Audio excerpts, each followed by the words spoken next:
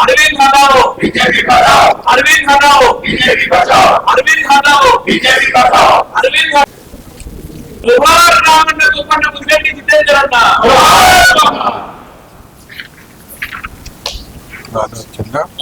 భారతీయ Janata party కార్యకర్తలు నిర్మాణం చేసినటువంటి పార్టీ. కార్యకర్తలు అధికారం అనేది కనుచూపు మేరలో లేనప్పుడు కూడా సిద్ధాంతాన్ని ప్రజల్లోకి తీసుకెళ్లడానికి కార్యకర్తలు కృషి చేసి ప్రాణాలకు తెగించి పోరాటం చేసి నిలబెట్టినటువంటి పార్టీ భారతీయ జనతా పార్టీ. అధికారంలో ఉన్నదంటే కార్యకర్తలే దానికి కారణం. అధికారంలో వచ్చిన తర్వాత అనేక మంది బయట వాళ్ళు వస్తూ ఉంటారు, పార్టీలోకి పదవులు గెలుస్తుంటాయి, ఎంపీకి గెలుస్తుంటారు, ఎమ్మెల్యేకి గెలుస్తుంటారు. వాళ్ళని మేము గౌరవిస్తాం. వాళ్ళు చేయాల్సింది ఏంటంటే బేసిక్ గా పార్టీని విపత్తుకు సంబంధించినప్పుడు, పార్టీ పరిస్థితి బాగలేనప్పుడు పార్టీని నిర్మాణం చేసి పార్టీ కోసం ప్రాణాలకు తెగించి పోరాటం చేసిన కార్యకర్తలు, సీనియర్ కార్యకర్తలు అనే వాళ్లకు విలువ ఇవ్వడం అనేది కనీసము మర్యాద. మరి ఈరోజు అరవింద్ గారు ఎంపీ అయిన తర్వాత మా జగిత్యాల అసెంబ్లీలో మా సీనియర్లు అందరినీ కూడా పక్కకు పెట్టే ప్రయత్నం అప్పటి నుండి చేస్తూ ఉన్నారు. అనేక సమస్యలు, అనేక రకంగా ఇబ్బందులు పెట్టిండు మమ్మల్ని. మేము ఏ కార్యక్రమానికి కూడా పాల్గొనకుండా అడ్డుకున్నారు. పార్టీకి సంబంధించిన ఏ కార్యక్రమం కూడా మమ్మల్ని పాల్గొన, పార్టీకి సంబంధించిన కనీసం ఒక ఫ్లెక్సీలో మా ఫోటోలు ఉంటే కూడా ఆ కార్యక్రమాన్ని క్యాన్సిల్ చేస్తామని బెదిరించి ఫ్లెక్సీలు తీయించినటువంటి పరిస్థితి ఉంది. చివరికి నరేంద్ర మోడీ గారు జగిత్యాల వస్తే కూడా ఆ ప్రోగ్రామ్ కు మమ్మల్ని వెళ్లకుండా అడ్డుకున్నటువంటి పరిస్థితి. నరేంద్ర మోడీ గారు మాకు ఇక్కడ ఉంటారు, ఆయన మా అభిమానాన్ని అడ్డుకోలేడు. ఇటువంటి పరిస్థితుల్లో కూడా మమ్మల్ని అవమానం చేస్తే మేము భయపడ్డాం, కానీ మేము బయటపడలే. మేము ఎప్పుడు కూడా ప్రెస్ మీట్ పెట్టి బయటపడి అరవింద్ గురించి మాట్లాడలే. ఎందుకంటే ఇది పార్టీకి సంబంధించిన విషయం, పార్టీ ప్రతిష్ట, పార్టీ నష్టపోకూడదనే ఒక ఉద్దేశంతో మేము మాట్లాడలే. కానీ ఈరోజు తన పార్లమెంటు పరిధిలో అక్కడ నిజామాబాద్ నుండి ఇక్కడ జగిత్యాల వరకు మొత్తం పార్లమెంటు పరిధి మొత్తంలో ఉన్నటువంటి సీనియర్ కార్యకర్తలు, గత 20-30 సంవత్సరాలు 40 సంవత్సరాలు పనిచేస్తున్న సీనియర్ కార్యకర్తలందరినీ కోవర్టులు అని, ఈ కోవర్టులు వీళ్ళందరినీ కూడా పక్కకు జరిపేసి పార్టీని ప్రక్షాళన చేస్తా అంటున్నాడు. అసలు పార్టీ ఎక్కడిది? పార్టీ నిర్మాణం అప్పుడు ఉన్నవా? అసలు జగిత్యాల గడ్డ మీద చూసుకుంటే అనేక రకాలైనటువంటి, ఒక పక్క నక్సలైట్ల ఇబ్బందులు, మా ఉదయం ఇక్కడ నుండి బయలుదేరితే, ఇంటి నుండి బయలుదేరితే ఇంటికి వస్తామో లేదా అనేటువంటి పరిస్థితి నుండి ఈ రోజు వరకు కార్యకర్తలు అనేక ఉన్నటువంటి పోలీసు లాఠీ చార్జులు, పోలీసు కేసులు, జైళ్ళకి వెళ్ళిన వాళ్ళు ఉన్నారు. ఇప్పటి కూడా కేసులు నడుస్తున్నటువంటి పరిస్థితి ఉంది. అటువంటి పరిస్థితిలో నిర్మాణం చేసినటువంటి కార్యకర్తలందరినీ కూడా అరవింద్ అనే అతను అవమానం చేస్తా ఉన్నాడు. బయట నుండి వచ్చే వాళ్ళు వస్తుంటారు, మేము ముందే చెప్పండి గౌరవిస్తాం మేము కూడా, కానీ దానికి కూడా ఒక పద్ధతి ఉంటుంది. మమ్మల్ని గౌరవించకుండా వాళ్ళని గౌరవించాలని ఆశించకూడదు. ఏదైతే మనం ఎన్ని ప్రతికూల పరిస్థితులను ఎదుర్కొని మరి సిద్ధాంతం కోసం ఈ కార్యకర్త, సీనియర్ కార్యకర్తలు అన్న వాళ్ళు ఆ రోజు ఈ రోజు వరకు సిద్ధాంతం కోసం బతికున్నారు. ఈ సిద్ధాంతం కోసమే చివరి వరకు బతుకుతారు, ఈ పార్టీల్లో ఉంటారు. కానీ బయట నుండి వచ్చిన నువ్వు ఎన్ని రోజులు ఉంటావు, బయట నుండి వచ్చిన వాళ్ళు ఎన్ని రోజులు ఉంటారు అనేది మనం ఎట్లా చెప్పగలుగుతాం? నువ్వు ఎన్ని రోజులు ఉంటావని నువ్వు చెప్పాలి. నీకు ఎవరు ఆదర్శం? కార్యకర్త నీకు ఆదర్శం కాదు. నీకు కార్యకర్త అనేవాడు ఉండనే కూడదు అనుకుంటున్నావు. నీ కార్యకర్త ఎట్లా ఆదర్శం అవుతాడు? నీకు ఆదర్శం ఎవరు? మీ అయ్యా, మీ నాన్న ఆదర్శం. మీ నాన్న అంత పెద్ద విగ్రహం పెట్టినావు. అందరు బీజేపీ కార్యకర్తను తీసుకపోయి నువ్వు నివాళులు అర్పించుకున్నావు. ఏమి ఆదర్శం? మీ నాన్నని చూసి నేర్చుకోమంటావా మేము? మీ నాన్న ఎగ్జాంపుల్ కాదా? మొత్తం అన్ని పదవులు అనుభవించి కాంగ్రెస్ పార్టీలో ఉన్న పదవులన్నీ అనుభవించిన తర్వాత పార్టీ ఓడిపోతే బీఆర్ఎస్ పార్టీలో రాజ్యసభ సభ్యుని కోసం బీఆర్ఎస్ చేయనటువంటి చరిత్ర మీద మేము ఎవరిని ఆదర్శం చేసుకోవాలి? నిన్ను చూసి ఆదర్శం, నువ్వు ఆదర్శమా మాకు? మీ నాన్న ఆదర్శమా లేకుంటే మీ కుటుంబం ఆదర్శమా?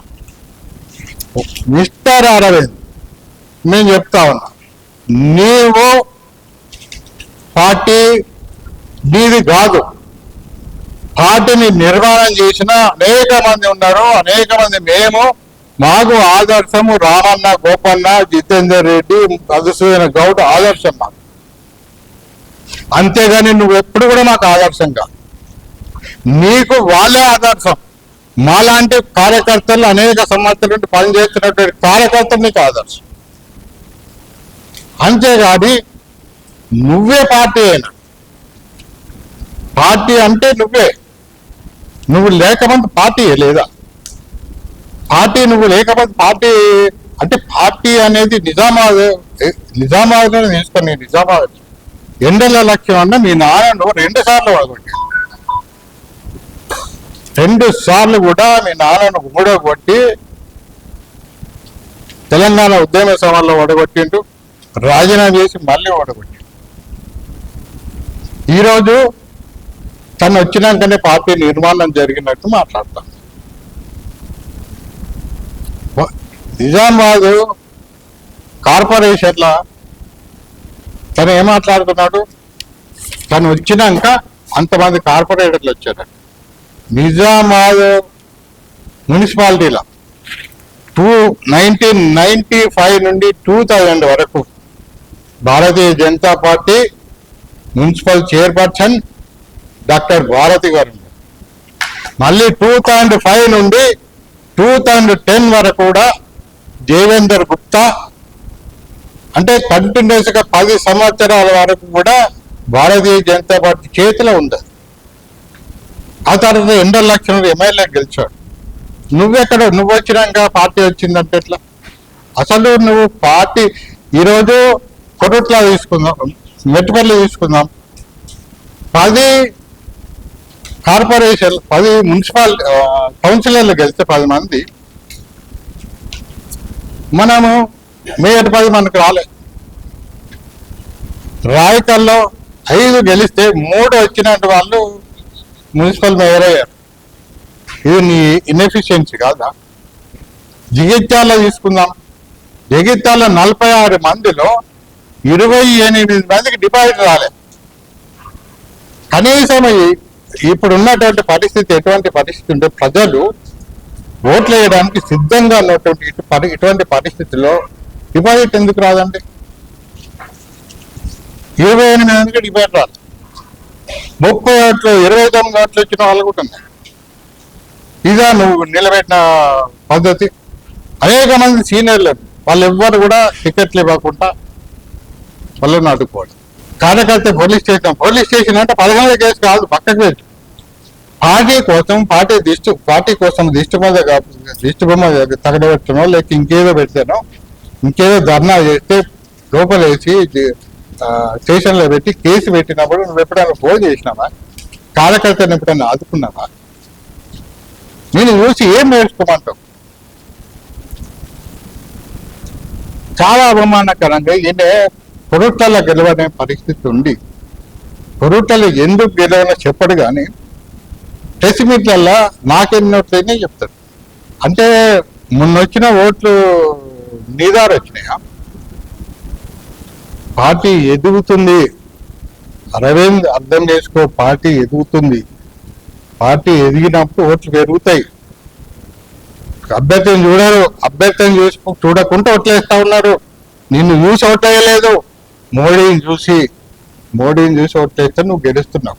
ఆ విషయం నువ్వు మరిచిపోతున్నావు. నీకు ఇక్కడికి ఎక్కింది. నువ్వేం మాట్లాడుతున్నావు? నువ్వు ఎట్లా మాట్లాడతావు అంటే మా అధ్యక్షుడు రామచంద్రరావు గారిని మిస్టర్ రామచంద్రరావు అన్నాడు. అసలు ఆ రామచంద్రరావు గారి చరిత్ర తెలుసా? ఎవరైనా రామచంద్రరావు గారు ఎవరు అని చరిత్ర ఏంది? ఆయన పోరాటం చేసినప్పుడు ఏబీపీలో ఉన్నప్పుడు కావచ్చు, బీజేపీలో ఉన్నప్పుడు, ఆయన ఉన్నప్పుడు ఎటువంటి సిచ్యుయేషన్లో ఎన్ని ఉద్యమాలలో పార్టిసిపేట్ చేసావు ఏంటో నీకు తెలుసు? అసలు నువ్వు ఎప్పుడు వచ్చినావు పార్టీలకు? నువ్వు ఎన్నడు వచ్చినావు?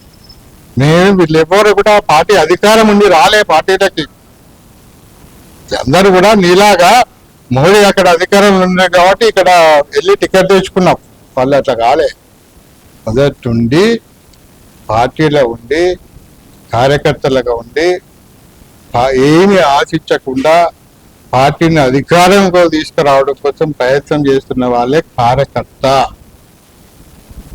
ఈరోజు కార్యకర్తనే నీకు ఆదర్శం, కానీ నువ్వు కార్యకర్తకి ఎన్నటికీ ఆదర్శం కాదు. ఈ విషయం చెప్పడానికే నేను ప్రెస్ మీట్ పెట్టాను. మేమందరం మమ్మల్ని సస్పెండ్ చేపిస్తారట. పార్టీ మేము గెలిపించిన అభ్యర్థి మమ్మల్ని అడగదొక్కే ప్రయత్నం చేస్తా ఉన్నాడు, మమ్మల్ని చేస్తా ఉన్నాడు. అందుకే అందరూ కూడా సీనియర్ కార్యకర్తలు అందరూ కూడా దండం పెట్టి చెప్తా ఉన్నాను. ఎవ్వరు కూడా మరి డిసప్పాయింట్ కావద్దు, నిరాశపడకండి. అందరూ కూడా నేను చెప్తా ఉన్నాను, పార్టీ మరొకసారి సంక్షోభంలోకి ఉంది. ఈ నిజామాబాద్ పార్లమెంటు పార్టీ పరిస్థితి మరొకసారి సంక్షోభంలో ఉంది కాబట్టి దయచేసి మీరు అందరూ ధైర్యంగా ఉండాలి. మీరు అందరూ కూడా ముందరికి రండి.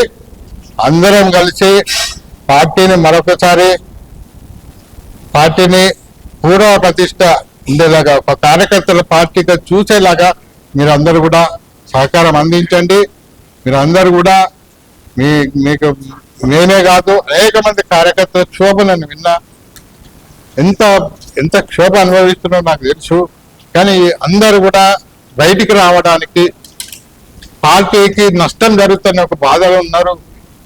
ఆ నష్టం కంటే కూడా ఈరోజు మనం నోరిప్పనట్టయితే, మనం ఈరోజు పోరాటం చేయనట్టయితే ఇంకా ఎక్కువ నష్టం జరుగుతుంది. కాబట్టి దయచేసి కార్యకర్తలందరూ కూడా రండి, అందరం కలిసి దీనికి ఇటువంటి పార్టీకి నష్టం జరగకుండా దీనికి ఒక సొల్యూషన్ కనుక్కుందామని చెప్పి నేను మీ అందరికి విజ్ఞప్తి చేస్తూ, అదే రకంగా రాష్ట్ర పార్టీ కూడా మరి దీని మీద దృష్టి పెట్టాలి. మరి ఇటువంటి పరిస్థితుల్లో మేము ఇంకా తట్టుకొని ఉన్నాం, మేము ఇంకా నిలబడి ఉన్నాం, మేము ఇంకా చేస్తాం, ఎంత దూరమైనా పని చేస్తాం. కానీ కార్యకర్తను అవమానం చేస్తే మాత్రం మేము చేతులు వేసుకొని కూర్చోలేదు. మేము ఎంతకైనా తెగిస్తాం, ఎంతకైనా పోరాటం చేస్తాం. పార్టీ ప్రతిష్ట గురించి ఆలోచించే ముందు పార్టీని నిర్మాణం చేసే కార్యకర్త గురించి కూడా ఆలోచించాల్సిన అవసరం ఉందని సందర్భంగా మీ అందరికి మనవి చేసుకుంటూ జై హింద్.